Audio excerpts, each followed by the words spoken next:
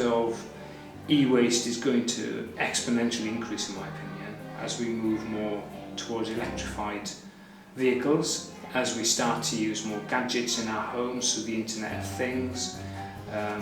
Now is the time to really get on people's agenda that they should be paying attention to the amount of electrical items they buy, and then how they dispose of them responsibly, and think about their purchasing. Do you really need it?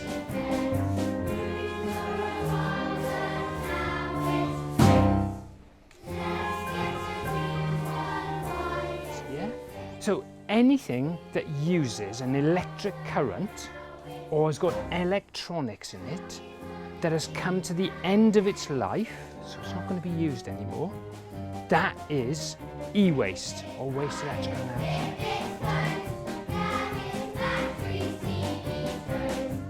Think about the waste, what it used to do and how it would feel now, yeah? So we're going to be personifying it.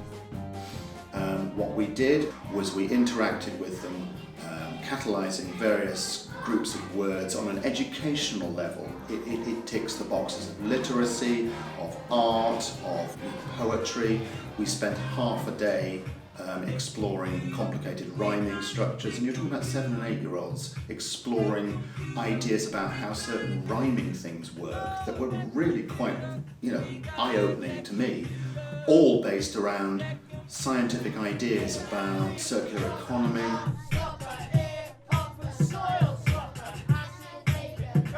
or about the chemicals in a mobile phone. Everyone!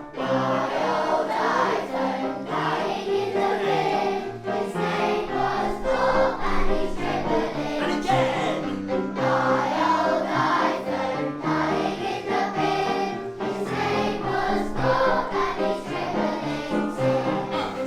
Children have been incredible. Their creativity has exceeded what I expected. Their enthusiasm exceeded what I expected, and that's been a huge benefit. And it really shows that intergenerational education works. Very clever how you take very complicated scientific engineering and behavioural sciences and turn it into language that children don't just understand but enjoy.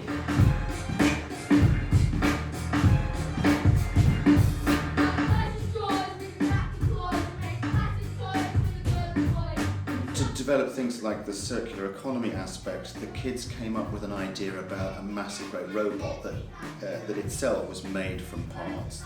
Every day and every night, big machines really grows apart. Recycles everything inside. Recycles everything inside. Recycles everything inside. And again, we're talking about the personalisation of it. That he was listening. The robot was listening to these discarded things, and the robot was able to hear their fear. Used again.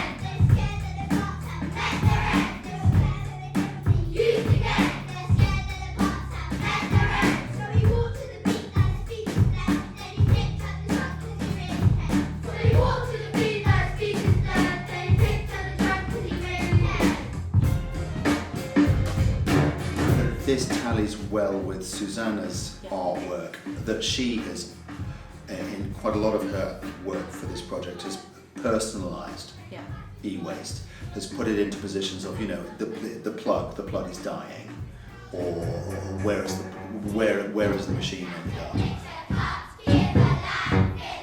My name's Susanna Powell. I'm an artist from Macclesfield, and I've been working on transitioning to a circular economy project, and its main aim is to creatively communicate the problems of e-waste. So what do people do with their obsolete devices?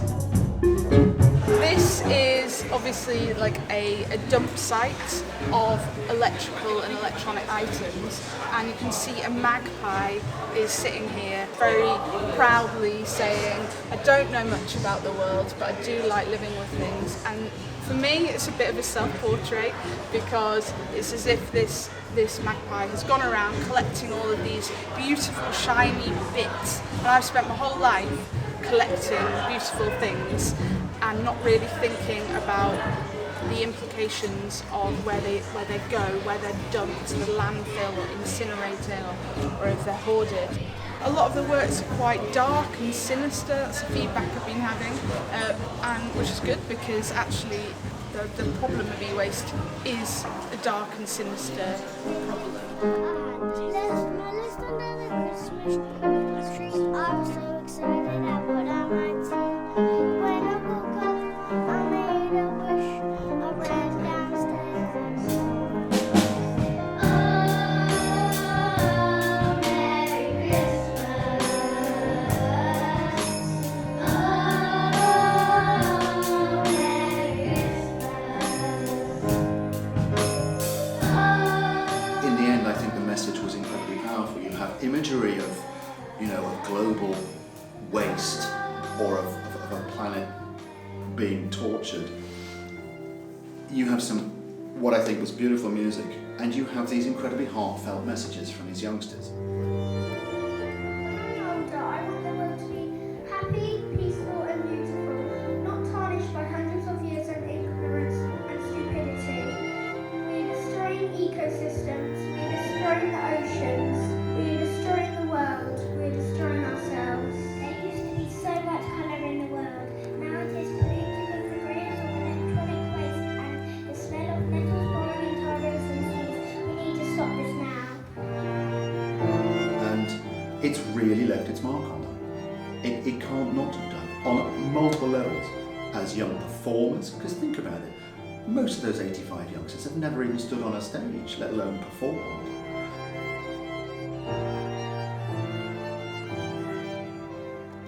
It's our time. It's our responsibility to stand up for the world we live in. There is no planet B.